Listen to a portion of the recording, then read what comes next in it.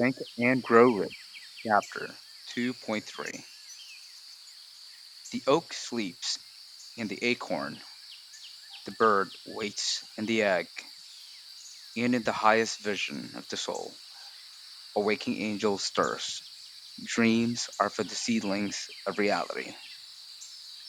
Awake, arise, and assert yourself, you dreamers of the world.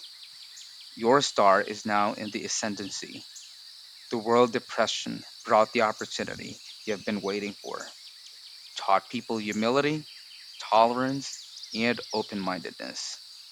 The world is filled with an abundance of opportunity which the dreamers of the past never knew. A burning desire to be and to do is the starting point from which the dreamer must take off. Dreams are not born of indifference, laziness, or lack of ambition.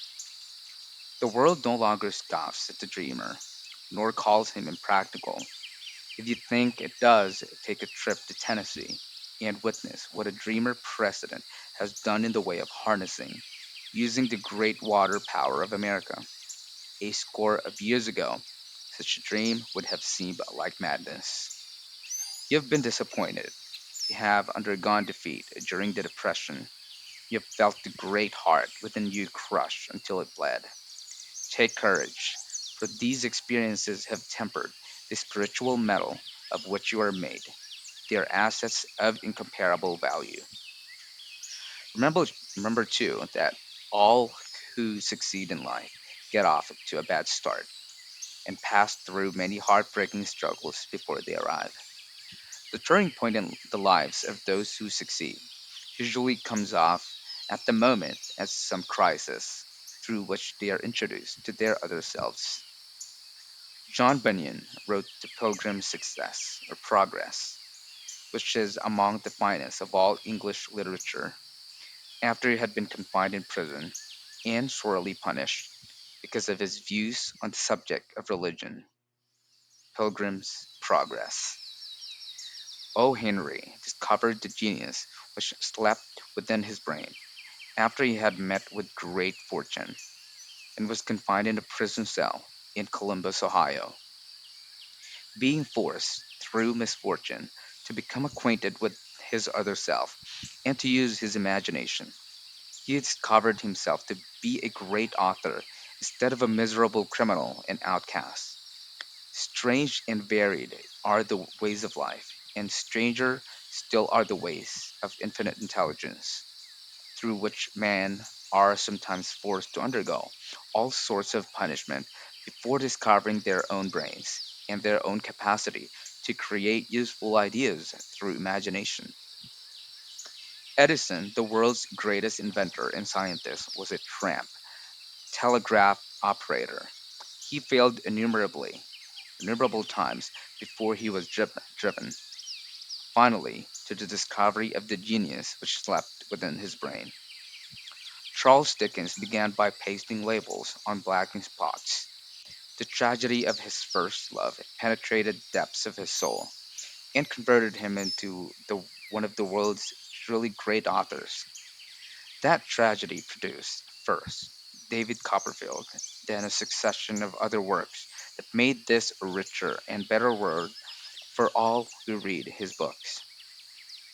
Disappointment over love affairs. It generally has the effect of driving men to drink and women to ruin, and this because most people never learn the art of transmuting their strongest emotions into dreams of a constructive nature.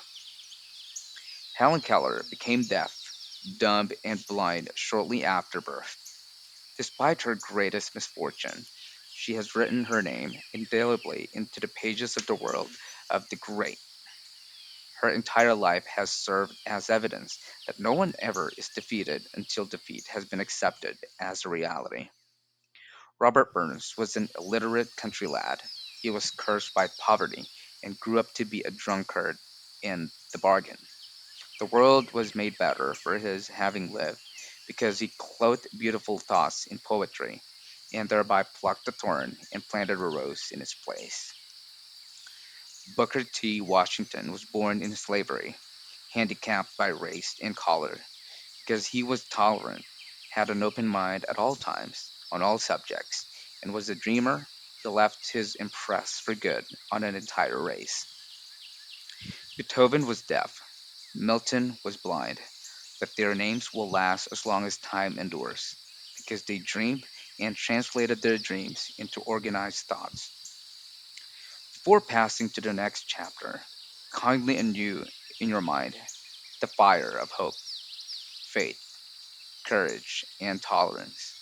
If you have these states of mind and a working knowledge of the principles described, all else that you need will come to you when you're ready for it. Let Emerson state the thought in these words: every proverb, every book, every byword that belongs to thee, for aid and comfort, shall surely come home through open or winding passages. Every friend whom not thy fantastic wall, but the great and tender soul in there craveth, shall lock thee in his embrace. There's a difference between wishing for a thing and being ready to receive it. No one is ready for a thing until he believes he can acquire it. The state of mind must be belief, not mere hope or wish. Open mindedness is essential for belief. Closed minds do not inspire faith, courage, and belief. Remember, no more effort is required to aim high in life, to demand abundance and prosperity, than is required to accept misery and poverty. A great poet has correctly stated this universal truth through these lines: I bargained with life for a penny, and life would pay no more. However, I begged at evening, when I counted my scanty store. For life is just employer. He gives you what you ask. But once you have set the wages, why, you must bear the task.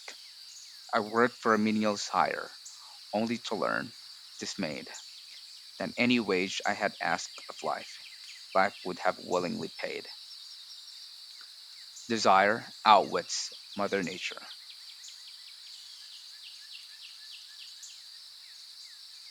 As a fitting climax to this chapter, I wish to introduce one of the most unusual persons I've ever known. I first saw him 24 years ago, a few minutes after he was born.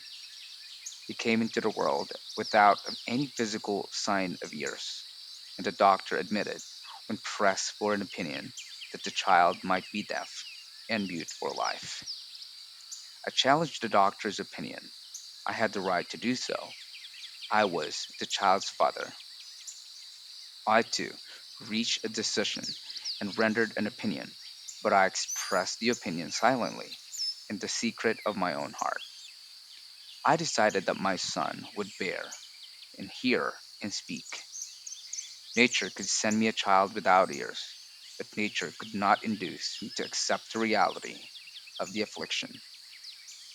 In my own mind, I knew that my son would hear and speak. How? I was sure then there must be a way, and I knew that I would find it. I thought of the words of the immortal Emerson: the whole course of things goes to teach us faith. We need only obey. There's guidance for